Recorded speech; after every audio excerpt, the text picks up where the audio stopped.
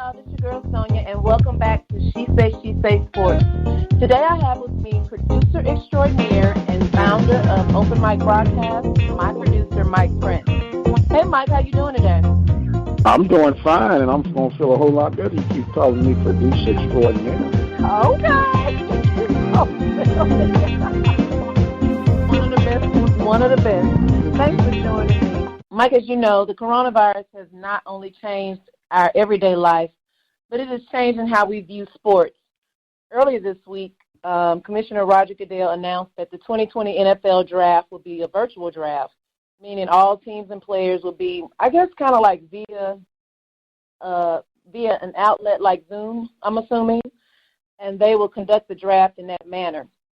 Now, Mike, you actually spoke about this on your show earlier this week, and thanks for the shout-out to myself and the rest of the team. I was quite surprised. I wasn't really expecting that, so thank you. I mean, that was so sweet. Do you remember? You act like I'm senile or something. I don't remember what I said, and I don't know why you were so surprised. No, what you say? I do daily shows. That's why I was saying, I didn't mean do you remember, but I'm surprised because I was not expecting that while I was listening to the show, and I was like, oh my gosh, thank you. So it was really nice. Thank you. Well, that's why you should listen to the show, because you never know when I might drop you a shout out. You are correct. You are correct. This is true. Well, anyway, could you please share with us your thoughts on Commissioner Goodell's decision regarding a virtual draft? Well, I think it's a time of reflection, and it goes to show that we have really done overkill on a lot of the events, especially when you talk about the NFL draft. And I know it's all about making money, but you still can make money in a lot more creative ways and using the less extravagant deals. If you go back to the early days of the draft, they used to be sitting in what they called the war room, all owners and their GMs, and they would just have like a little index card with a football helmet and the name of the teams and telephones, a couple of lines at each table, and they would call these guys and let them know that they've been drafted, and it's kind of going back to the old ways. And, of course, I heard you mention Zoom and some other technologies that they can use with a little twist that you can still have the excitement of the draft, not exposing people to harm's way in the likes of the coronavirus,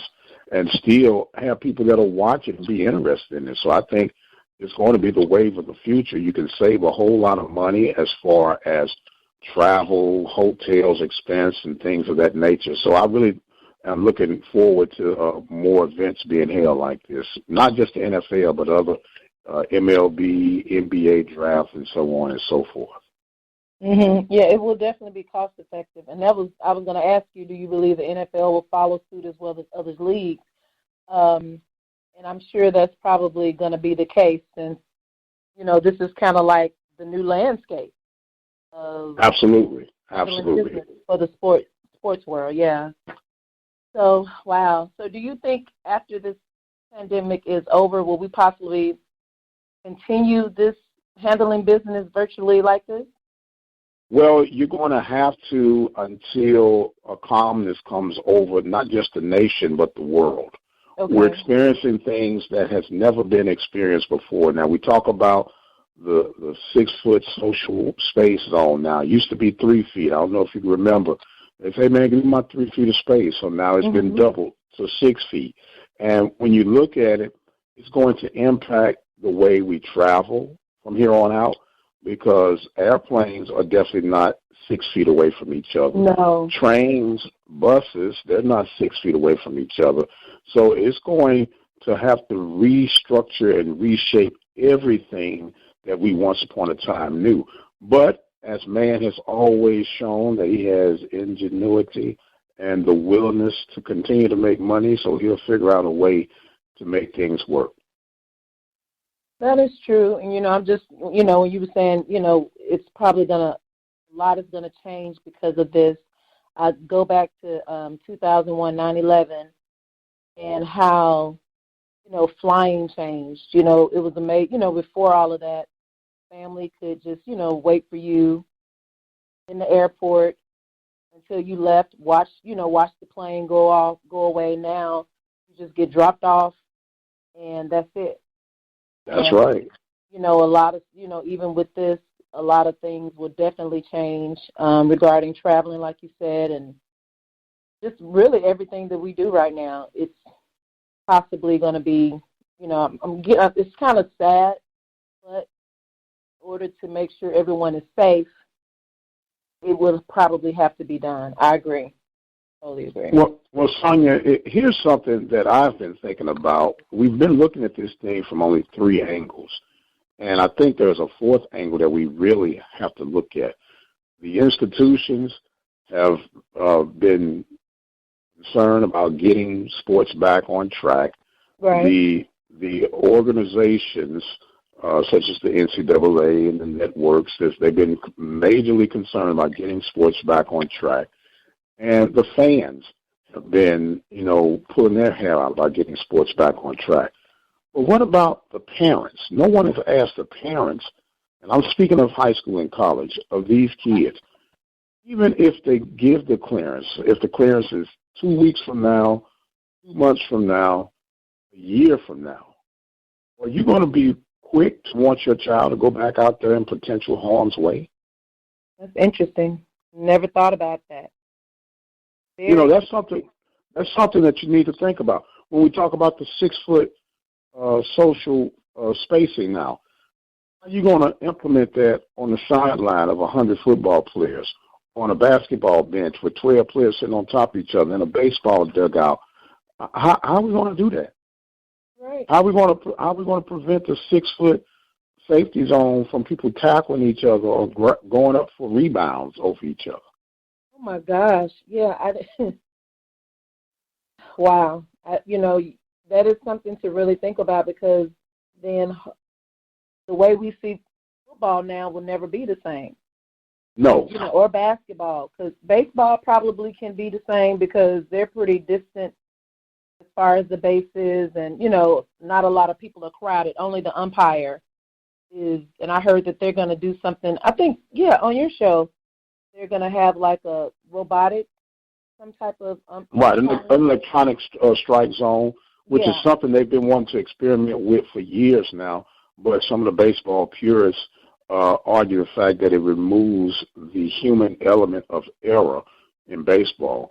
So there is a lot of things that are going to come forward now that used to be only thoughts and visions wandering in one's mind, but it has totally changed the entire scope of things. Fortunate for me, all of my children playing days are over with, but I would be very hard pressed and concerned about either my son or daughter going out there and a contact closer. Soccer is the same thing as I'm thinking about that. And when you really look at it, the CDS has said, even playing a sport with a shared ball is high risk. Yeah. Could you imagine a shutdown on that? No, I can't. I really cannot, because I don't understand how. I mean, it's like, so if that does have to change, how do we play basketball? How do we play football? It seems like golf, tennis, and what was the other one? Baseball are pretty safe. Well, but it's not a congested type game. It's not like you have to touch them, and it's as far as the caddies, that may be a little with the golfing, but I don't know. I don't want that to happen, but neither do I. It has. I don't understand. I can't even put it in words. I'm like, what do you mean we won't? I don't even know how to be played. That's dumb. That's one of them Arnold moments. What you talking about? No, what you talking about, Willis? I don't even want to think about it because that is crazy. Well, I don't think we'll have to worry about it for long. But I mentally have prepared myself for no football during the fall, and that it'll resume in 2021. Simply because you have to have time to iron out all your contingency plans. You have to make sure that everybody is safe because it is a serious, serious thing that we're dealing with. And when the dust settles, we are talking about a game, and is this game worth me exposing myself to harm's way? And for me, that's an easy no. Yes, I agree. And, I'm going to bring up, and, I was a little perturbed, but you did right. Back in March, when everything first started, whatever. Carry on, man. Carry on. Oh, whatever. Open mic broadcast, myself and Leon, one of my colleagues with open mic, we were to go to the SWAC tournament in Birmingham to cover the game. Well, 2 or 3 days before that, as you know, the NFL shut down. I mean, they shut it down while games were actually being played, and they was like NBA. I'm sorry, NBA. And the NBA, while games were actually being played, they was like, this is the last night. It's a wrap. And so I knew because if the NBA was doing this, it was going to trickle down to college. Well, it started trickling down, to the bigger schools, SEC, the Big Ten, and it hadn't made it to the SWAC yet. I'm like, well, I'm sure they're going to probably cancel it, but I'm going to continue with my plans. I had taken off already and got my outfits ready. Oh, I was ready. I was. So I'm laughing because I told Mike that after I got over my anger, but Mike called and he was sounding all sad, and I'm like, what is wrong with you? Because I was busy doing something at work, and he was like, well, I'm just letting you know I'm canceling media. I'm canceling us going down to Birmingham. And I was like, why? And he was like, what do you mean, why? And he started, going in, telling me I'm like, I understand that, but they haven't canceled it yet. And so he was like, well, to keep my mind clear, my heart, I'm going to, because I don't want anything to happen to you guys. So I'm canceling it. You can go if you want. And I was like, oh, I am. So I still had plans to go. I was like, well, what I'll do is if they don't cancel, I'm going to go to the game. I'll still get coverage, and I'll just send to him what I have. Well, of course, they canceled it. And, thanks for looking out for us. I understood, but at that time, we did not know how serious this. I knew it was serious when the NBA canceled their season, but it was just, I'm like, surely we're fine enough to just go to this game for the weekend, especially if they were not going to have an audience. No fans were going to be there. But I get it now, but I just had to, let that out. You were right. Thanks for trying to take care. To me, and I appreciate you acknowledging that on your show, but you forgot one of the most important things when you asked, and you didn't say why like that. You was like, why? And I said, because I love y'all. You don't remember me saying that? I do, but I was like, man, whatever. But I knew, and I appreciate it. That's what I'm saying. I was just hurt because that was going to be my first SWAC game tournament, and I was just excited. And I know it. But part of being an effective leader, and it's very important that we understand this. Being an effective leader, you have to make tough decisions that might not go over popular at all times. Right. And you have to be able to stand by what you put out there and be able to live with yourself. Because like I said, man, I could not have lived with that, putting you guys out there for the sake of a quote-unquote game. Yes, we all love the game. And we put our lives into these broadcasts, but I said it's not worth it. But as a result, we're all safe, and thank God for that. And I accept your apology. Y'all, she was really going in. I thought we had lost us a family member. I thought she was gonna cast us to the side. No. I didn't know. I didn't know.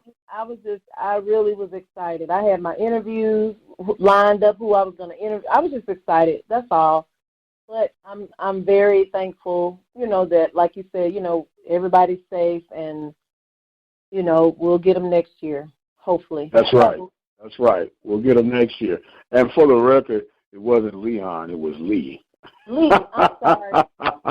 Lee, I'm so sorry, because I haven't met It's all him good, though. I It's haven't all met him good. yet, and I talked to him on the phone, like a couple of days before we were supposed to go to Birmingham. So my apologies, Lee. Well, but you're going to be all right. You're going to be all right. Yeah. Charge it to your head, not to your heart. Absolutely. Well, as we know, there's been talk from powers that be that, like you said earlier, the games will be in 2021, and they're looking at spring of 2021. Do you think that the NFL season will be no more this season, or do you think we're having one? Well, we're talking about a different dynamic. The NFL is a totally different beast, and if anyone can get even an abbreviated season, would be the NFL. Okay. Mm-hmm. They could do some things. They got enough money to rearrange some things. Not that there's not a lot of money being made on the collegiate level, but you're dealing with, for the most part, kids. These grown men. Different. Exactly. Yeah, it's a totally different avenue. And if they can figure a way out, they would get it done. Your Power Five would be the next group, but still, you don't want that blood on your hand. If you're the NCAA, if you're an institution, of course, Mike Gundy don't care, but yeah, pretty much. I used to live by the old theory that I never met a Mike I didn't like. But heck, after hearing Mike Gundy and Mike Leach, man, I don't know. I might have to go in a what they call the witness protection deal for the names of Mike. Right. I was like, those night. Are some interesting Mikes, those two. Very interesting Mike. Yeah. Well, I'm hoping that will happen. And on your show the other day, you also mentioned that the Baseball League is thinking about having games played in Phoenix, since that's where they play their camp.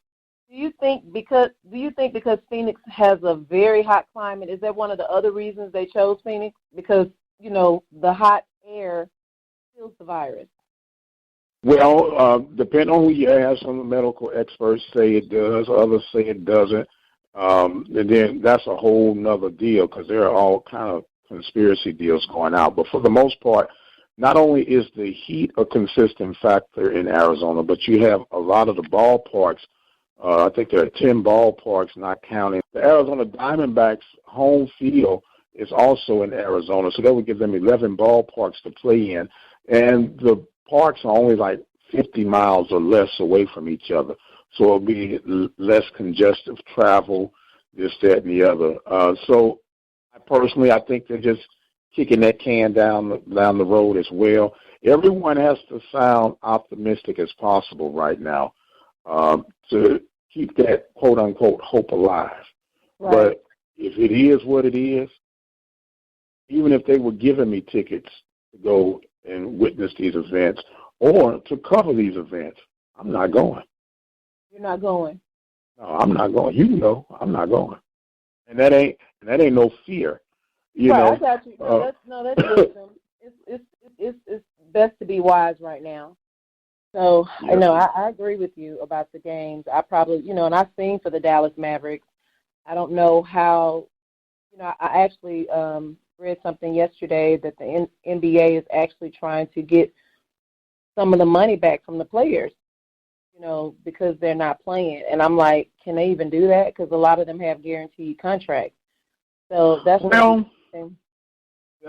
it's a gray area, and it's one of those deals where you get paid because you work, right? Right. Okay, and I know we have some unique positions through this pandemic that's going on now, where people are working from home and this like and myself. You can't work from home when your office is on a court. on a field. You know, you can work out all you want to, but we ain't paying you to work out. We paying you to execute on that platform. Right. So I think they'll come to some type of happy medium where they'll work that thing out. When you have millionaires arguing with billionaires, you know, that's a nice conversation to be in when you're talking about money, right? Sure. So it's no big deal. I think they'll sort that out. That was just, you have to report what you have to report. I don't think that's going to be a no-brainer. I really don't. Right. I don't think that's going to go anywhere.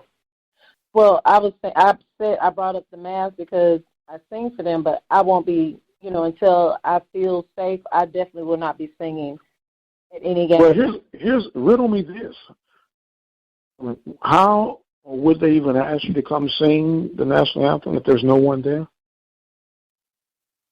I don't know.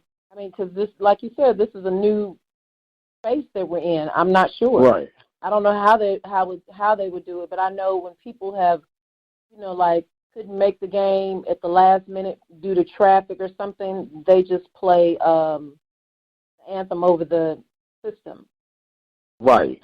So, or couldn't they just record your vocals and play the track that way? No, I don't think they would go that far. They would just use like I said, they'll just probably use what they have already, a recording of the music, and that's it. Okay, but I'm just saying, wouldn't it be the same principle? I mean, I don't know. I mean, it could possibly, but I doubt if they do that. It wouldn't be that serious for them to start recording people to sing. I'm just saying so I can get my money. And rocket No, I get what you're saying, but yeah, I'm not really sure. I don't know how this is going to all pan out now, because even when I sing, you know, I have to go back to the back with the I go in the back of kind of like not close to the locker rooms where the players are, but I'm like in an area near, and so you still have to like touch microphones. You know, shaking hands. Right. So it's right. It's a you know, this is, like I said, a new dynamic, and so I don't know how they'll handle that. I'm not sure. But, that is interesting. Yeah, it is. You know. So. Well, they was paying the concession workers. Has Mark Cuban been taking care of you? I didn't have any more games. Oh man. Yeah. So I didn't have any more games. So I love. He's a great employer. He really takes care of his staff and the fans. He makes sure, you know, the fans have, you know, like different things, like even, you know, for Black History Month, he does something for Black History Month. He brings down like a SWAC band to play, like do halftime, or he'll have Greek night for the Greeks. And they have a club upstairs, and, you know, the Greeks have a little party or whatever. So, I mean, he does a lot for the fans as well as the employees. So I really appreciate him. He's a great boss. Now, if they could only win. You know what? Well, you know what? That's our show for today. Mike, thank you so much for joining us. Please tell the listeners how they can follow you in your daily show. Well, the daily show is the Mike Prince Show. We come to you each and every day, 10 a.m., Monday through Friday. Sundays we're live at 6 p.m. Central Standard Time. Our social media handles for Instagram, Facebook, and Twitter are all at the Mike Prince Show. The website is obnradio.com, and our YouTube channel is Open Mic Broadcast Network. That's OPEN, capital MIC, Broadcast Network. So we're all over the place. We even have a 24-hour message line where you can call in, leave questions, thoughts, comments, or you can go off on me if you want to. Don't think we're going to play it over the air. But that number is 713-570-6736. Repeat the number again, because I laughed at the beginning. I'm sorry. 713-570-6736. And you can reach me on Facebook, She Say Sports. On Instagram, She Say Sports 23. And until then, this is Sonya with She Say Sports, and I'll see you on the radio.